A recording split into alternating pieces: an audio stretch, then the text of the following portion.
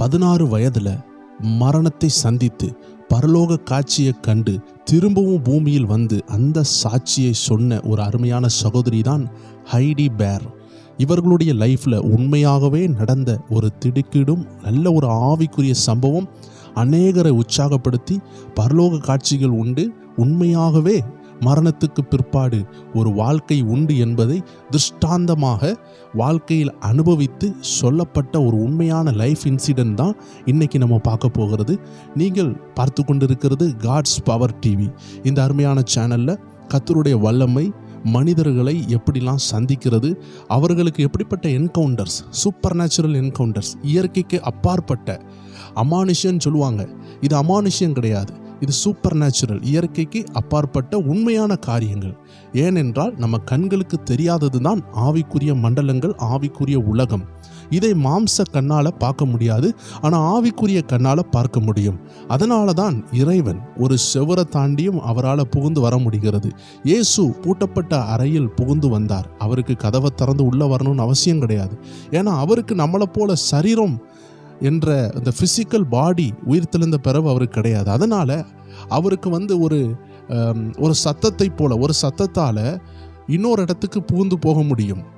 அதற்கு கதவு தேவையில்லை, ஆனால் அதால் அடுத்த ரூமுக்கு கடந்து போக வாய்ப்பு இருக்கிறது. அதே போல் ஆவிக்குரிய சரீரத்தால் ஒரு ரூம் பூட்டியிருந்தாலும் உள்ளே போக முடிகிறது. அதனால தான் இந்த சாத்தான் இந்த மாதிரி காரியங்கள் எல்லாம் பேசுகிறவர்கள் பார்க்கும் பொழுது அவர்கள் கூடு விட்டு கூடு பாய்கிறார்கள். ஒரு இடத்த விட்டு இன்னொரு இடத்தால் போகிறதற்கு அவர்களுக்கு வாய்ப்பு இருக்கிறது என்றெல்லாம் சொல்லுகிறார்கள். இந்த அனுபவ சாட்சியில் கூட நம்மளும் அப்படிப்பட்ட ஒரு உண்மையான சம்பவம் என்ன நடந்தது என்பதை நாம் தெளிவாக பார்க்க போகிறோம். இதனுடைய பின்னணியம் என்ன? ஏன் கடவுள் இப்படிப்பட்ட ரகசியங்களை வெளிப்படுத்துகிறார்? இது வேதத்திற்கு புறம்பானதா, இல்லை வேதத்தோடு இணைந்து போகிறதா? இப்படிப்பட்ட சாட்சிகள் உண்டா? இதெல்லாம் நமக்கு நிறைய சந்தேகங்களை உண்டாக்கலாம். ஆனால் வேதத்தில் லாசருவும் ஐஸ்வர்யவானும் மரித்து பரலோக காட்சிகளை ஆண்டவர் அதை ஒரு ஊமையாக சொன்னதை நாம் வேதத்தில் இருக்கிறதை மறந்து போக வேண்டாம். வாருங்க நம்ம சாட்சிக்குள்ளே போகலாம். இது நடந்த உண்மையான சம்பவம். நீங்கள் முடியும் பொழுது இதை குறித்து தெளிவான விளக்கங்களை பெற்றுக்கொள்வீர்கள். முடிவு வரைக்கும் பாருங்கள். மிக விரைவில் இந்த சாட்சியை உங்களுக்கு சொல்ல விரும்புகிறேன். இது நடந்த உண்மையான சம்பவம். இதனுடைய லிங்க் எல்லாமே நான் முடியும் பொழுது உங்களுக்கு தருகிறேன். அநேகர் கேட்குறாங்க, இது உண்மையாகவே நடந்ததா? அநேகருடைய ஆசை என்னன்னா அவர்களை நேரடியாக கொண்டு வந்து காட்டுங்கள் சொல்லுகிறார்கள். தேவச்சனமே, பல தேசங்களில் பல இடங்களில் உள்ளவர்களை கொண்டு வந்து நேரடியாக உட்கார வச்சு பேசணும்னா பல லட்சங்கள், பல கோடிகள் கூட செலவாகலாம். ஆனால் உண்மையான வீடியோஸ்களை உங்களுக்காக பொருத்தி அவர்களுடைய பிக்சர்ஸ் எல்லாத்தையும் முடிவு சம்பவத்தில் உங்களுக்காக காட்டுகிறேன். ஸோ முடிவு வரைக்கும் பாருங்கள். இன்றைக்கி நம்ம பார்க்க போகிறது ஹைடி பேர்னு சொல்லக்கூடிய அருமையான சகோதரி. இப்பொழுது அவர்கள் வயது முதிர்ந்தவர்கள் ஆகிவிட்டார்கள். அவர்கள் ஒரு யூத குடும்பத்தை சேர்ந்தவர்கள். யூதர்கள் என்றாலே இயேசுவை ஏற்றுக்கொள்ளாதவர்கள், கிறிஸ்தவர்கள் என்று அவர்களுக்கு பெயர் கிடையாது. அவர்கள் யெகோவாவை வணங்குறவர்கள். ஆனால் இந்த குடும்பம் ஒரு ஜூயிஷ் எத்திஸ்ட் குடும்பம். ஜூயிஷ் எத்திஸ்ட்னா யூதர்களாக வாழுகிறார்கள், ஆனால் கடவுள் மறுப்பு கொள்கையை உடையவர்கள். யூதர்கள் தான், ஆனாலும் கடவுள் மறுப்பு கொள்கையில் உள்ளவர்கள். அவர்களுக்கு கடவுளே இல்லை என்று நினைக்கிறார்கள். ஏன்னா யூதர்கள் பல பாடுகளை பட்டார்கள். இந்த ஜூயிஷ் மக்கள் ஹிட்லருடைய காலத்தில் பல லட்சம் மக்கள், கிட்டத்தட்ட 60 லட்சம் மக்களுக்கு மேலாக கொல்லப்பட்டார்கள். அப்போ அந்த நாட்களில் அநேகர் கடவுளே இல்லை என்று நினைத்து கடவுள் மறுப்பு கொள்கையில் வந்திருந்தார்கள். ஆனால் இந்த சகோதரிக்கு எத்தனை சுவிசேஷம் சொன்னாலும், இயேசுவை பற்றி சொன்னாலும் அவர்கள் அதை ஏற்றுக்கொள்ள மாட்டார்கள். எல்லாருமே அப்படி தான். நம்ம எல்லாருமே நம்ம எந்த மதத்தில் பிறக்கிறோமோ, எந்த ரிலீஜியஸில் பிறக்கிறோமோ அதற்கு தான் நாம் வைராக்கியம் பாராட்டுவோம். இது நிதர்சனமான உண்மை. இப்போது நீங்கள் ஒரு மதத்தை வணங்கி கொண்டு இருப்பீங்க. அந்த மதத்தில் உள்ள கடவுளை நீங்கள் வணங்கி கொண்டு இருக்கலாம். எந்த மதமாக இருந்தாலும் சரி, நம்ம யாருமே அடுத்த மதத்தை ஏற்றுக்கொள்கிறதுக்கு ஆயத்தமே கிடையாது. நீங்கள் பிறந்த மதத்தில் தான் நீங்கள் வைராக்கியம் பாராட்டுவீங்க. நல்லா யோசித்து பாருங்கள். நம்ம ஒரு மதத்தில் பிறந்ததுனால அது உண்மையான கடவுள்னு சொல்கிறது கரெக்டு கிடையாது. ஏன்னா நம்ம பிறந்ததுனால அந்த மதம் தான் கரெக்டுன்னு கிடையாது. ஆனால் உண்மையான மதம் எது? மதத்தை காட்டிலும் ஆவிக்குரிய வழி எது? ஏனென்றால் பரலோகம் செல்லுகிறதற்கு தனியாக செல்ல முடியாது. நமக்கு ஒரு இரட்சகர் தேவை என்று வேதம் சொல்லுகிறது. அதே போல தான் இந்த சகோதரி ஒரு யூத கடவுள் மறுப்பு கொள்கையில் இருந்திருந்தாலும் அவர்கள் சொல்லுகிறது என்னவென்றால், அவர்கள் ஒரு குதிரை ஓட்ட பயணத்தில், அதாவது இந்த ஹார்ஸ் பேக் ரைடிங்னு சொல்லுவாங்க, குதிரை சவாரி, அந்த கேம் விளையாண்டு கொண்டு இருக்கிறாங்க. இந்த அருமையான சகோதரி 16 வயசு இருக்கும் பொழுது அவளுடைய சகோதரியோடு சேர்ந்து குதிரை ஓட்டுகிற இந்த ஹார்ஸ் ரைடிங் இந்த பயணத்தில் இருக்கிறாங்க. அவர்கள் அழகாக விளையாண்டு கொண்டு இருக்கும் பொழுது குதிரையில் நம்ம ஊரில் நீச்சல் அடிக்கிறது, நம்ம ஊரில் ஜல்லிக்கட்டு மாடு இந்த ஓடுகிறது, இதே போல் அவங்க ஊரில் ஹார்ஸ் பேக் ரைடிங், குதிரையில் ஏறி குதிரை ஏற்று விளையாட்டு, குதிரை ஏற்றம், இல்லை என்றால் குதிரைக்கு மேலே ஏறி ஒரு பந்தயம் போல செல்லுகிறது உண்டு. இதை தான் குதிரை சவாரி என்று அவர்கள் விளையாடுவார்கள். இப்படி விளையாடும் பொழுது அந்த குதிரையில் இருந்து கீழே பயங்கர ஃபாஸ்டாக விழுகிறார்கள். விழுந்த உடனே இந்த ஹைடி பேர்னு சொல்லக்கூடிய இந்த சகோதரியினுடைய ஆத்மா வெளியே வந்துவிட்டது. ஆனால் இந்த சகோதரி 16 வயசு உடைய இந்த சகோதரி அவங்க அம்மா அப்பா கடவுளே கிடையாதுன்னு சொல்லி வளர்த்திருந்தாலும், அந்த முன்னோர்கள் ஹிட்லருடைய காலத்தில் கொடூரமாக தாக்கப்பட்டதுனால கடவுளே இல்லைன்னு சொல்லியிருந்தாலும், இவளுக்கு உள்ளாடி இந்த 16 வயசு நிரம்பிய ஹைடின்னு சொல்லக்கூடிய இந்த சகோதரி, இந்த இளம் பிள்ளைக்குள்ளாடி கடவுள் இருக்கிறார்னு ஒரு நம்பிக்கை இருந்தது. அவளுடைய ஆள் மனசுக்குள்ள கடவுள் இருக்கிறார் என்ற நம்பிக்கை இருந்தது. ஆனால் கடவுள் யாருன்னு தெரியாது. என்னுடைய தாய் வழியார், தகப்பன் வழியார் எல்லாரும் யூதர்கள். ஆனால் கடவுள் இருக்கிறாருன்னு தெரியும். ஆனால் என் தாயும் தகப்பன் கடவுள் மறுப்பு கொள்கையிலே இருக்கிறாங்க. இப்பொழுது திடீரென்று மரிக்கிறாள். இவள் மரிக்கும் பொழுது அவளுக்கு அருகாமையில் ஒருத்தர் தோன்றுகிறார். இவளுடைய ஆவி வெளியே வருகிறது. வெளியே வந்து குதிரையை பார்க்கிறாள். கீழே இருக்கிற அவருடைய டெட் பாடியை பார்க்குறா. அவள் அடிபட்டு கீழே கிடக்கிறா. இவளுடைய சரீரம் கீழே கிடக்குது. இவளுடைய ஆவி ஆத்மா வெளியே நிற்கிறது. அந்த நேரத்தில் ஒருவர் தோன்றுகிறார். அவ்வளோ அன்பு உடையவர், அவ்வளோ சாந்தமுடையவர். பார்த்த உடனே கண்டுபிடித்து விட்டால் இது வேற யாருமே கிடையாது, இது இயேசுநாதர். அவ்வளோ தகப்பனுடைய தோரணை, அவ்வளோ ஒரு தாய்மை உடையவர். கண்களை பார்த்தாலே அரவணைக்கும் அன்புள்ள தோற்றமுள்ள மகிமை நிறைந்தவரை அவள் கண்டாள். முதலாக அவள் இயேசுநாதரை நேருக்கு நேர் பார்க்கிறாள். ஏன்னா ஆவிக்குரிய மண்டலத்தை குறித்து யாருக்குமே தெரியாது. எந்த சயின்டிஸ்டாலையும் ஆவிக்குரிய மண்டலத்தை எந்த செதஸ்கோப்பாலையும் கேட்க முடியாது, எந்த பைனாக்குலராலையும் பார்க்க முடியாது, எந்த மைக்ரோஸ்கோப்பாலையும் சென்ஸ் பண்ண முடியாது. ஏன்னா spiritual things cannot be detected in the physical scopes. எந்த விதமான மாம்சிக ரீதியான டாக்டர்ஸினுடைய மெட்டீரியல்ஸ்லையோ இல்லை சயின்டிஸ்டினுடைய ஸ்கோப்ஸ்லையோ எதை குறித்து ஆழமாக படிக்கிற சுவாலஜிஸ்ட், எந்த மாதிரி நிபுணர்கள், எந்த ஆர்கியாலஜிஸ்டாலையும் கண்டுபிடிக்க முடியாதது தான் ஆவிக்குரிய உலகம். இதுதான் ஆவிகளின் உலகம். ஆவிகளின் பிதாவென்று வேதத்தில் எழுதப்பட்டிருக்கிறது. தேவன் ஆவிகளின் பிதா. அவர்தான் ஆவியாக இருக்கிறார். வேதம் சொல்லுகிறது தேவன் ஆவியாக இருக்கிறார், மனிதன் மனுஷனாக இருக்கிறான். நம்ம ஆவியாக இருக்கிறாங்க அப்படின்னு சொன்ன உடனே நம்ம பயந்துருவோம். ஏன்னா நமக்கு தெரிஞ்சதெல்லாம் அசுத்தாவி தான். அதனால ஆவின்னு சொன்னாலே பயந்துடக்கூடாது. ஏன்னா ஆவின்னு சொன்னால் அது ஒரு ரூபம். ஆவிக்குரிய மண்டலத்தில் உள்ளவர்கள் ஆவிக்குரிய ரூபத்தை உடையவர்களாக தான் இருப்பார்கள். தூதர்கள் ஆவிக்குரிய ரூபம் உடையவர்கள். தேவன் ஆவிக்குரிய ரூபம் உடையவர் என்று வேதம் சொல்லுகிறது. வேதத்தின் தேவனாகிய இயேசு ஏன் இந்த யூத மறுப்பு கொள்கையை உடைய இந்த பிள்ளைக்கு காட்சியளிக்க வேண்டும்? யோசித்து பாருங்கள். அப்போ ஆவிக்குரிய மண்டலத்தில் இயேசு இருக்கிறார், அநேக பிசாசுகளும் இருக்கிறது. ஆனால் இயேசு சிலுவையில் பிசாசு ஜெயித்திருக்கிறார். எல்லா ஆத்துமாக்களுக்காக ரத்தம் சிந்தியிருக்கிறார். இயேசுநாதர் இவர்கள் குறிப்பிட்ட மதம், இவர்கள் குறிப்பிட்ட மதம், இவர்களுக்காக நான் ரத்தம் சிந்தவில்லை என்று யாரையும் அவர் புறக்கணிக்கவில்லை. அவர் எல்லாருக்காக ரத்தம் சிந்தினார். அவருடைய கோட்பாடு, யாரெல்லாம் இயேசு கிறிஸ்துவை ஏற்றுக்கொள்கிறாங்களோ அவருடைய ரத்தம் அவர்களை கழுவும். ஒரு கடையில் போய் நீங்கள் சும்மா நின்று கொண்டே இருக்கிறீங்க, ஏன்பா நிற்கிறேன்னு கேட்பாங்க. நீங்கள் சும்மா நின்ன உடனே உங்களுக்கு என்ன வேணும்னு அவங்களுக்கு தெரியாது. அதனால் நீங்கள் கேட்டால் தான் கொடுப்பாங்க. உங்களுக்கு மல்லிகை சாமான் வேணும்னா மல்லிகை சாமான் தாங்க, இல்லை பலசரக்கு சாமான் வேணும்னா பலசரக்கு தாங்க, இல்லை பர்சனலாக ஏதாவது சொல்லி சோப்பு வேணும், சீப்பு வேணும், பவுட்ரு வேணும், மசாலா வேணும், இல்லை காய்கறிகள் வேணும், எது வேணும் நீங்கள் சொன்னால் தான் தருவாங்க.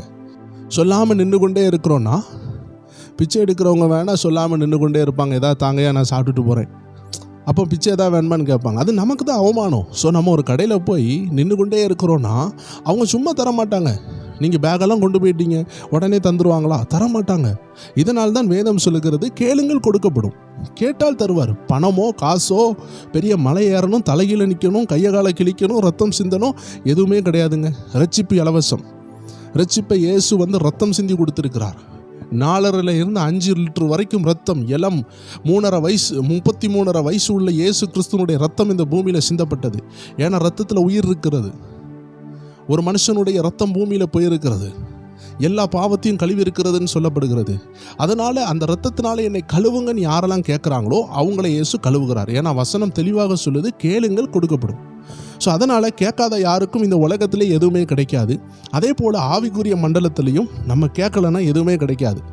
நான் இப்போ பேசி கொண்டு இருக்கும் பொழுது லட்சக்கணக்கான மந்திரவாதிகள், பிசாசோடு முகமுகமாய் பேசுகிறவர்கள் கூட நிறைய பேர் ரட்சிக்கப்பட்டிருக்கிறாங்க, இயேசு ஏற்றுக்கொண்டு இருக்கிறாங்க.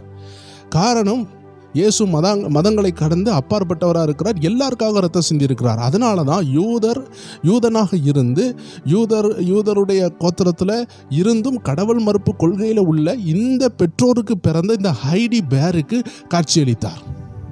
காட்சியளித்து பரலோகத்துக்குள்ளே கொண்டு செல்லுகிறார். 16 வயதில் இருக்கும் பொழுது, இப்பொழுது அவர்களுக்கு 70 வயது இருக்கும். ஆனால் அவர்கள் 16 வயதில் நடந்த சம்பவத்தை சொல்லுகிறார்கள். இது ஒரு கட்டுக்கதை கிடையாது. நம்மளுடைய சேனலில் கட்டுக்கதைக்கு இடமே கிடையாது. பரிசுத்த ஆவியானவர் நம்ம மனசாட்சியில் சாட்சி கொடுக்குற உண்மையான சாட்சிகளை வெளியிடுகிறோம். அது மட்டும் இல்லை, இனிமேல் ஆதாரபூர்வமாக உங்களுக்கு அந்த பிக்சர்ஸையும் அவங்க பேசின காட்சிகளையும் உங்களுக்கு வெளியிட ரெடியாக இருக்கிறோம். அதனால் முடிவு வரையும் பாருங்கள். முடியும் பொழுது அந்த காட்சிகளை குறித்து உங்களுக்கு விளக்கம் கொடுக்குறேன். ஸோ இப்பொழுது இந்த 16 வயது உள்ள இந்த ஹைடி, யூத குடும்பத்தை சேர்ந்த இந்த ஹைடி, இயேசுனா யாரே தெரியாத இந்த ஐடியை இயேசு தரிசிக்க வைக்கிறார். இயேசுவை அவள் நேரடியாக பார்க்கிறாள். இப்பொழுது பரலோக காட்சியில் முகமுகமாக இயேசுவை கண்ட இவள் பரலோக பயணத்தில் செல்லுகிறாள். நாம் எல்லாரும் மரித்த பிறகு ஒரு பரலோக பயணம் இருக்கும். நாம் மரித்து நம்ம ஆவி ஆத்மா வெளியே வந்த பிறகு அது எங்கே போகணும்னு திசை தெரியாமல் இருக்கும். அப்போது ஒருத்தன் செய்த நன்மைக்கு இல்லைன்னா தீமைக்கு, அவன் நன்மை செய்திருந்தால் பரலோகத்திலிருந்து தூதர்கள் கூப்பிட்டு போவார்கள்.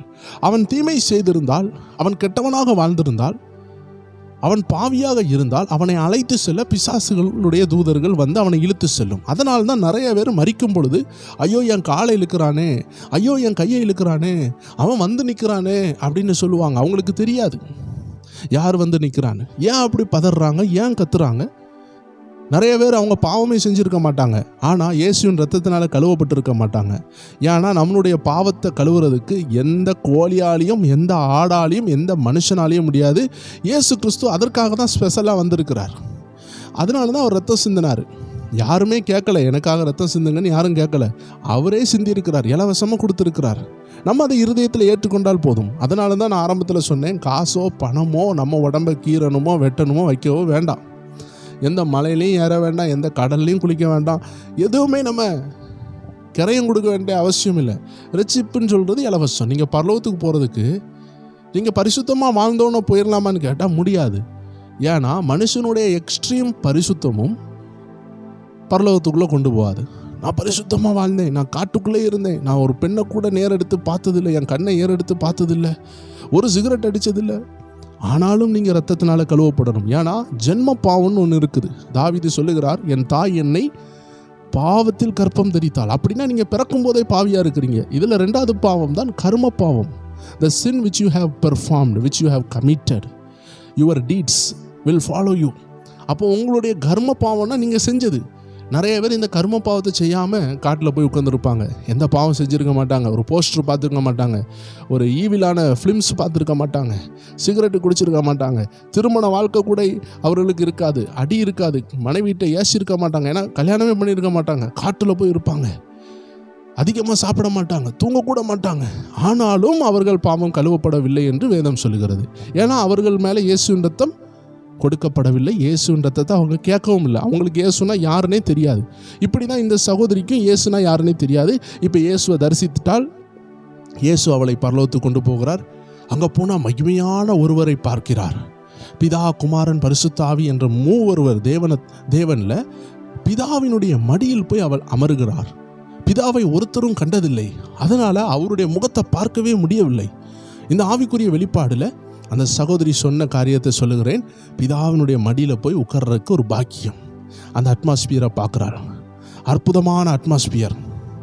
இயேசு முகமுகமாக பார்த்துட்டா. பிதாவை பார்க்க முடியலை, வெளிச்சமாக இருக்குது. ஏன்னா இந்த பிள்ளைக்கு வசனம்லாம் தெரியாது. பிதாவை ஒரு நாளும் ஒருத்தராலையும் பார்க்க முடியாதுன்னு சொன்ன வசனம் அந்த பிள்ளைக்கு தெரியாது. 16 வயசில் இறைவன்னா யாரும் தெரியாமல், இரட்சகர்னா யாரும் தெரியாமல் பரலோகத்துக்குள்ளே போகிறாள். ஆனாலுமே வேத வசனங்கள் தெரிகிறதுக்கு முன்னாடியே பிதாவை அவளால் பார்க்க முடியவில்லை. அப்படி என்றால் வேதம் சொல்லுகிறது எவ்வளோ அட்டாச் ஆகுறதுன்னு பாருங்கள். இயேசு அவளால் பார்க்க முடியுது, பிதாவை பார்க்க முடியல. ஏன்னா வேதம் தெளிவாக சொல்லுது, பிதாவை ஒரு ஆளாலையும் பார்க்க முடியாது. அவ்வளோ வெளிச்சமானவர், ஒளிமயமானவர், ஜோதிகளின் பிதா. அவரை பார்க்கவே முடியல. ஆனால் அவ்வளோ அன்பானவர். ஸோ அங்கே இருக்கிறாள். அங்கே இருக்கும் பொழுதா உலகத்தையே மறந்து விட்டாள். அவளுக்கு நல்லா தெரியுது இயேசு உண்மையான கடவுள்னு தெரியுது. அவளுக்கு நல்லா தெரியுது நான் மரித்து விட்டேன்னு தெரியுது. பூமியில் அவள் மரித்த சரீரம் கீழே கிடக்கிறது அவளுக்கு தெரியும். இப்பொழுது அவர் ஆவிக்குரிய மண்டலத்தில் இருக்கலான்னு தெரியும். இப்பொழுது அவள் நித்திய ஜீவனுக்குள்ளே வந்துட்டான்னு தெரியும். ஆனாலும் அவள் பார்த்து கொண்டு இருக்கிறாள் பரலோகம் எப்படி இருக்கிறது. அங்கே பார்க்கும் பொழுது அழகான பரலோகம், அழகான பரலோக காட்சிகளை பார்க்கிறாள். அழகான வெளிச்சங்களை பார்க்கிறாள். மின்னும் தங்கமயமான காட்சிகள். அங்கே எல்லா புல்லுகள்லாம் அப்படியே அசைந்து கொண்டு பாட்டு பாடி கொண்டு இருக்கிறது. புல்லுகள் கூட பாடுகிறது. பரலோகத்தில் உள்ள எல்லா பொருளுமே அசையும் தன்மை உடையவர்களாம். அதாவது அசையக்கூடிய தன்மைகள்லாம் அப்போ எல்லாத்துக்குமே ஜீவன் இருக்குது. அங்கே அநேக பச்சை மரங்களை பார்க்கிறாள். அவ்வளோ இயற்கை, அவ்வளோ அருமையான ஒரு இடத்துல நித்தியமாக வாழணும்னு ஆசைப்படுறாள். அந்த ஆசைப்படக்கூடிய அந்த நேரத்தில் ஒரு அருமையான பாதை இருக்கிறது.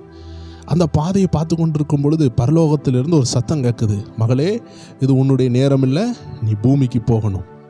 நீ பூமிக்கு போய் வாழணும். நீ சாட்சியாக வாழணும். அநேகருக்கு நீ சொல்லணும். மரணத்துக்கு பிறகு ஒரு வாழ்க்கை இருக்கிறத நீ சொல்லணும். ஏன் தெரியுமா ஆண்டு இந்த வாய்ப்பை கொடுத்துருக்கிறாருன்னு நான் நினைக்கிறேன். ஏன்னா அவங்க மதம் யூத மதம், அவங்க ரிலிஜியன் ஒரு நாளும் இயேசுவனுடைய சாட்சியையோ காஸ்பலையோ சுவிசேஷத்தையோ ஏற்றுக்கொள்ளவே மாட்டாங்க. ஏன்னா அவங்க இயேசுவும் அந்த ஊரில் உள்ளவர் தான். ஆனாலும் அவர்கள் இயேசுவுக்கு விரோதியாக இருக்கிறாங்க. இயேசுவை ஏற்றுக்கொள்ள மாட்டாங்க. அவங்க இனிதான் மேசியா வரப்போகிறாங்கன்னு நினைக்கிறாங்க.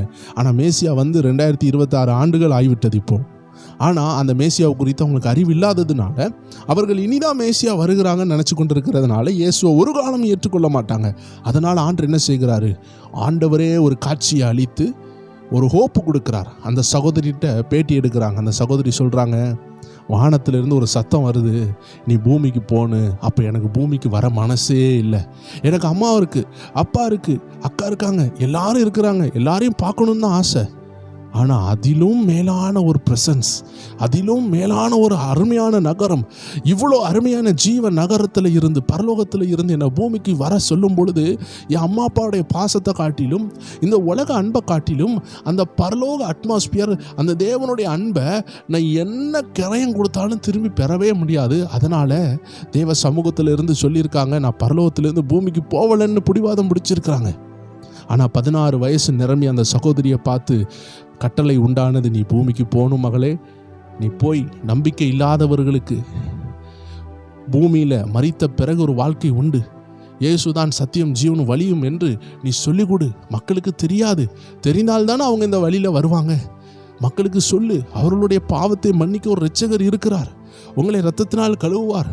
எந்த ஊருக்கும் போக வேண்டாம், எந்த நாட்டுக்கும் போய் இந்த ரட்சிப்பை பெற வேண்டாம், எந்த மலையிலும் ஏற வேண்டாம், கையை கிழித்து ரத்தத்தை சிந்தவும் வேண்டாம், கோழியை வெட்டி ரத்தத்தை குடிக்கணும்னு அவசியம் இல்லை. இருக்கிற இடத்துல இருந்து, இயேசு கிறிஸ்துவே, நீர் எனக்காக மரித்தீர், நீர் எனக்காக உயர்த்தீர், நீர் எனக்காக வரப்போகிறீர், உங்கள் ரத்தத்தினால கழுவுங்கப்பா, என் ஜென்ம பாவத்தை கழுவுங்க, என் தாய் தகப்பன்றிருந்து வந்து கொண்டிருக்கிற தொடர்ந்து வருகிற பாவத்தை என்னில் கழுவுங்க. என் தகப்பன் ஒரு குடிகாரனா இருக்கிறான்னா நானும் குடிகாரனா மாறுவேன். என் தகப்பன் ஒரு திருடனா இருக்கிறார்னா நானும் ஒரு திருடனா மாறிடக்கூடாது. அதனால என் இரத்தத்தில் உள்ள பாவத்தை கழுவுங்கள் என்று யாரு கேட்டாலும் கேட்ட நிமிஷத்திலேயே மதத்தை கடந்து, கலரை கடந்து, பணத்தை கடந்து, படிப்பை கடந்து, அந்தஸ்தை கடந்து, நாடை கடந்து, எல்லா வித்தியாசங்களையும் கடந்து அந்த இரத்தம் நம்மளை கழுவும் என்று வேதம் சொல்லுகிறது. இதை குறித்து நீ தேசத்துக்கு சொல்லு. ஒருவேளை யாராவது மரித்துட்டாங்கன்னா, நேசித்தவங்களை இழந்துட்டாங்கன்னா அவர்கள் அழ வேண்டான்னு சொல்லு. ஏன்னா பரலோகம்னு ஒன்று இருக்குது, திரும்பி அவர்களை பார்க்கலாம். அந்த பரலோகத்துக்கு மக்களை ஆயத்தப்படுத்துன்னு சொல்லி அந்த 16 வயது நிரம்பிய அந்த சகோதரி ஹைடி பேரை பூமிக்கு அனுப்பினார். அவளுடைய ஆவி திரும்பியும் அவளுடைய சரீரத்துக்குள்ளே இறங்கினது. அவளுக்கு உயிர் வந்தது. இன்னைக்கு கிட்டத்தட்ட 70 வயசு இருக்கலாம். அவ்வளோ வயது மிதிந்த அந்த தாயார் இயேசுவை ஏற்றுக்கொண்டு, இயேசுனா யாருனே தெரியாத கடவுள் மறுப்பு கொள்கையில் இருந்த யூத குடும்பத்தை சேர்ந்த அந்த பெண்மணி இன்னைக்கு இயேசுக்கு சாட்சியாக இருக்கிறாங்க. இதை கேட்டுக்கொண்டு இருக்கிற பிரியமானவர்களே, இயேசு ஒரு மத தலைவர் கிடையாது. அவர் ஒரு மதத்தை மாற்றும் தீவிரவாதி கிடையாது. இவர் உண்மையான இரட்சகர். ஜனங்களுக்காக ரத்தம் சிந்தினார். மதமே கிடையாது.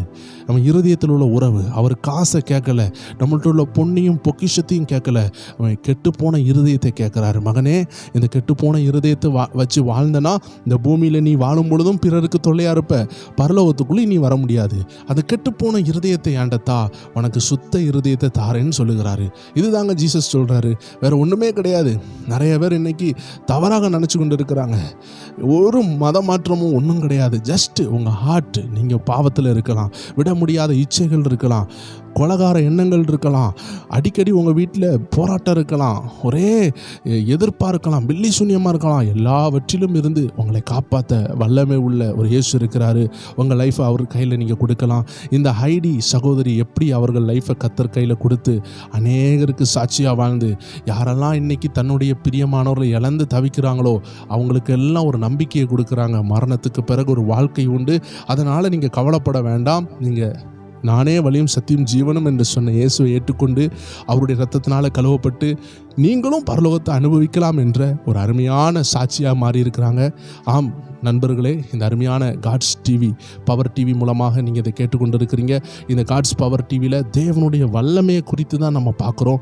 ஒரு மனிதன் மரித்தாலும் தேவன் இருக்கிறார் என்ற ஒரு அருமையான சாட்சி நம்ம இன்னைக்கு கேட்டிருக்கிறோம். இதே போல் பல சாட்சிகளை நம்ம கேட்க போகிறோம்.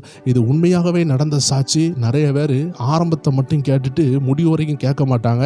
அதனால் என்ன நடந்துனே அவங்களுக்கு புரியாது. ஸோ நீங்கள் முடிவு வரைக்கும் கேட்டிருந்தால் தான் நிறைய விஷயம் புரிஞ்சிருக்கும். மேலும் இந்த சகோதரனுடைய சாட்சி நம்ம இன்டர்நெட்டில் அவைலபிளாக இருக்குது. இது ஒரு பொய்யோ புரட்டு கிடையாது. நம்மளுடைய டிஸ்கிரிப்ஷனில் உங்களுக்கு லிங்க் கொடுக்குறோம். நீங்கள் கீழே போய் நம்ம டிஸ்கிரிப்ஷனில் அவங்களோட பேரை பார்க்கலாம். இன்கேஸ் உங்களுக்கு அவங்கள பார்க்கணும்னு தோணுச்சுன்னா நாங்கள் கொடுத்த லிங்க் கிளிக் பண்ணி பாருங்கள், அவங்கள பார்க்கலாம். பட் எல்லாமே ஆங்கிலத்தில் இருக்கிறதுனால அநேகருக்கு பிரோஜனப்படுறதுக்காக நம்ம இதை மாற்றி உங்களுக்காக டிரான்ஸ்லேட் பண்ணியிருக்கிறோம். ஸோ இந்த சாட்சி பிரோஜனமாக இருந்திருக்கும்னு நினைக்கிறேன். தொடர்ந்து நம்ம காட்ஸ் பவர் டிவியை பாருங்கள். நண்பர்கள் ஒவ்வொரு பேரையும் நம்ம இன்னொரு வீடியோவில் சந்திக்கலாம். God bless you.